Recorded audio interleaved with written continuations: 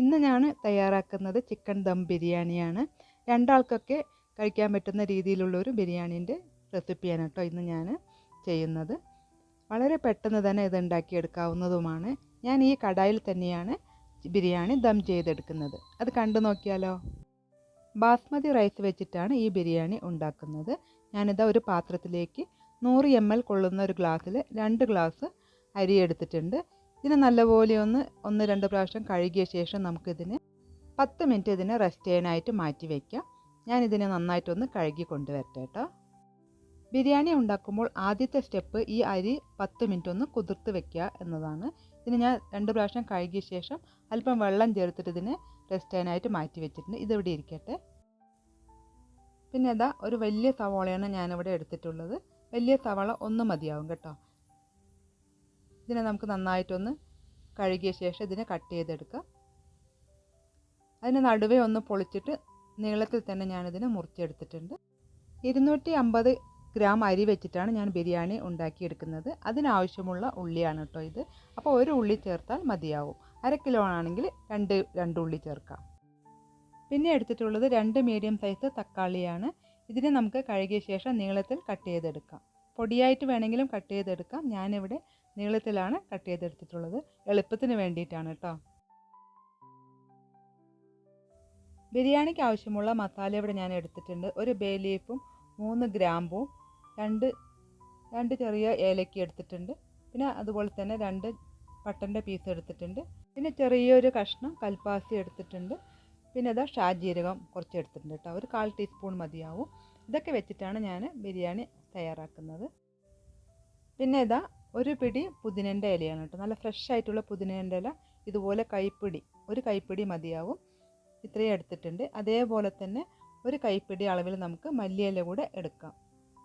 ഇതാ മല്ലിയില നന്നായിട്ട് കഴുകിയിട്ട് ഇതുപോലെ എടുത്ത് വെച്ചിട്ടുണ്ട്. ഇതൊക്കെ റെഡിയാക്കി വെച്ചാൽ ബിരിയാണിയുടെ പകുതി പണി കഴിഞ്ഞു കേട്ടോ. ഇനി നമുക്ക് 15 മിനിറ്റ് കൊണ്ട് തന്നെ ബിരിയാണി ഉണ്ടാക്കിയെടുക്കാനായിട്ട് പറ്റും. 1/2 കിലോ ചിക്കൻ എടുത്തിട്ടുണ്ട്. അതിലേക്ക് അല്പം മുളക് പൊടിയും ഉപ്പും കൂടി പുരട്ടി വെച്ചതാണ് കേട്ടോ. 50 ml അധികം പുളിയില്ലാത്ത തൈര് എടുത്ത് വെച്ചിട്ടുണ്ട്. പിന്നെ നമുക്ക് വേണ്ടത് മുളക് പൊടിയാണ് കേട്ടോ. ഇതൊക്കെ അടുത്ത് വെച്ചേക്കുക. ഇനി നമുക്ക് ബിരിയാണി ഉണ്ടാക്കിയെടുക്കാം. കടായി ആദ്യം വെച്ച് ചൂടാവുന്ന സമയത്ത് നമുക്ക് അതിലേക്ക് 3 ടേബിൾ സ്പൂൺ ഓയിൽ ചേർത്ത് കൊടുക്കാം. ഞാനിവിടെ കടലെണ്ണയാണ് കേട്ടോ ചേർത്ത് കൊടുത്തിട്ടുള്ളത്. നിങ്ങൾക്ക് ഇഷ്ടമുള്ള ഓയിൽ ചേർത്ത് കൊടുക്കാം. ഇതൊന്ന് ചൂടായി വരട്ടെ കേട്ടോ. ജിഞ്ചർ ഗാർലിക് പേസ്റ്റും എടുത്ത് വെച്ചിട്ടുണ്ട്. ഞാനിത് വീട്ടിൽ തന്നെ ഉണ്ടാക്കിയിട്ടുള്ള ഇഞ്ചി വെളുത്തുള്ളി പേസ്റ്റാണ് കേട്ടോ. ഇതും അടുത്ത് വെച്ചേക്കുക. എണ്ണ ഇവിടെ നന്നായി ചൂടായി വന്നിട്ടുണ്ട്. അതിലേക്ക് നമ്മൾ എടുത്ത് വെച്ചിട്ടുള്ള മസാല ചേർത്ത് കൊടുക്കാം. സ്ലിമ്മിൽ ഇട്ട് കൊടുക്കാം കേട്ടോ. അത് കരിഞ്ഞൊന്നും പോവരുത്. ഇതൊന്ന് നന്നായിട്ടൊന്ന് ചൂടാവട്ടെ. ഇനി നമുക്കതിലേക്ക് അരിഞ്ഞെടുത്തിട്ടുള്ള നമ്മൾ സവാള ഉണ്ടല്ലോ അതും കൂടെ ചേർത്ത് കൊടുക്കാം. അതിനുശേഷം നന്നായിട്ടൊന്ന് വഴറ്റിയെടുക്കാം.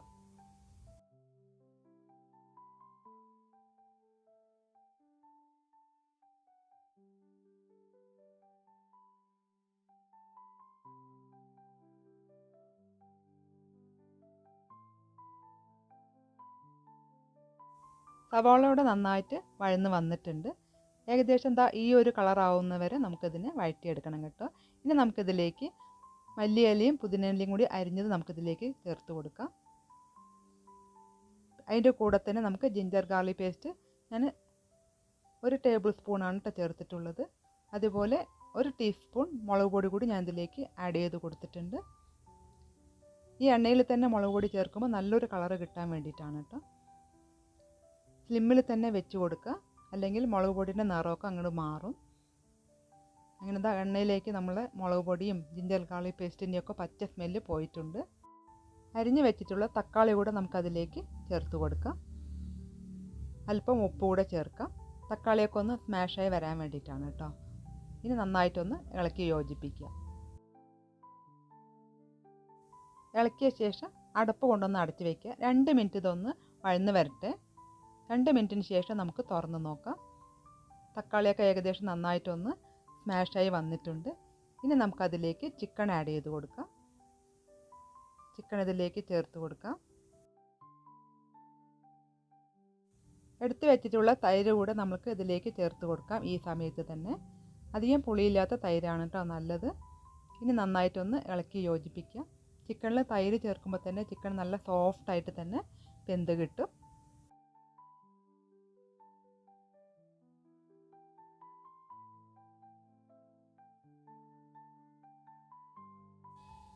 ചിക്കനക്കട നന്നായിട്ട് വഴറ്റിയെടുത്തിട്ടുണ്ട്. ഇനി ഇതിലേക്ക് ഒരു പച്ചമുളക് ഇതുപോലെ കീറിയത് ചേർത്ത് കൊടുക്കാം. നിർബന്ധമൊന്നുമില്ല, ഉണ്ടെങ്കിൽ ചേർത്ത് കൊടുത്താൽ മതി. അടപ്പ് കൊണ്ട് ഒന്ന് അടച്ചിട്ട് 1 മിനിറ്റ് ഒന്ന് ഇത് വേവട്ടെ കേട്ടോ. 1 മിനിറ്റിന് ശേഷം നമുക്ക് തുറന്ന് നോക്കിയിട്ട് വീണ്ടും നന്നായിട്ടൊന്ന് ഇളക്കാം കേട്ടോ.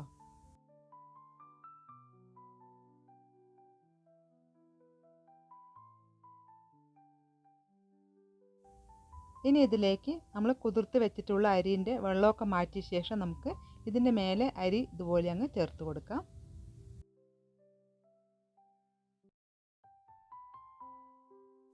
അരി ചേർത്ത ശേഷം പതുക്കെ ഇതുപോലെ അങ്ങ് എല്ലാ സൈഡിലേക്കും ഇതുപോലെ അങ്ങ് നിരത്തി തട്ടിയിട്ട് കൊടുക്കാം. പിന്നെ അരി വേവാൻ ആവശ്യമുള്ള വെള്ളം കൂടി ചേർത്ത് കൊടുക്കാം. ഞാനിവിടെ 2 ഗ്ലാസ് ആണല്ലോ അരി എടുത്തിട്ടുള്ളത്. അപ്പോൾ 3 ഗ്ലാസ് വെള്ളമാണ് കേട്ടോ ഞാൻ ഇതിലേക്ക് ചേർത്ത് കൊടുത്തിട്ടുള്ളത്. 1 ഗ്ലാസ്സിന് 1.5 ഗ്ലാസ് കണക്ക് വെച്ചിട്ടാണ് ഞാൻ വെള്ളം ഒഴിച്ചു കൊടുത്തിട്ടുള്ളത്.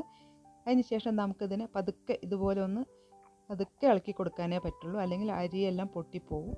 ഇതുപോലെ ഒന്ന് ചെറുതായിട്ടൊന്ന് ഇളക്കിയ ശേഷം നമുക്കിതിനെ മൂടി വയ്ക്കാം.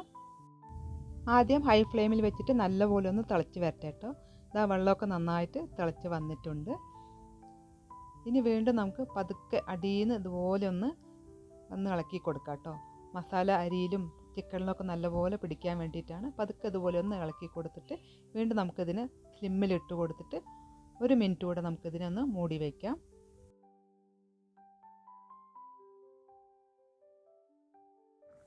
ഒരു മിനിറ്റിന് ശേഷം ഞാനിവിടെ അടപ്പ് തുറന്നിട്ടുണ്ട്. ഇതിൽ അല്പം ഉപ്പ് കൂടെ ആവശ്യമുണ്ടായിരുന്നു, അതും കൂടെ ഞാൻ ചേർത്ത് കൊടുത്തിട്ടുണ്ട്.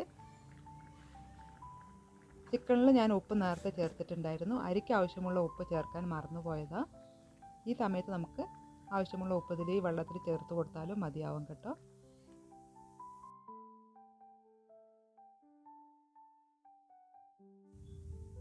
അരിയും വെള്ളമൊക്കെ ഇതുപോലെ ലെവലായിട്ട് കിട്ടിയിട്ടുണ്ട് കേട്ടോ. ഇനി നമുക്കതിലേക്ക് അരമുറി നാരങ്ങ കൂടെ ഞാൻ പിഴിഞ്ഞ് ചേർത്തിട്ടുണ്ട്. അരി ഒന്നിനോടൊന്ന് ഒട്ടിപ്പിടിക്കാതിരിക്കാൻ വേണ്ടിയിട്ടാണ്.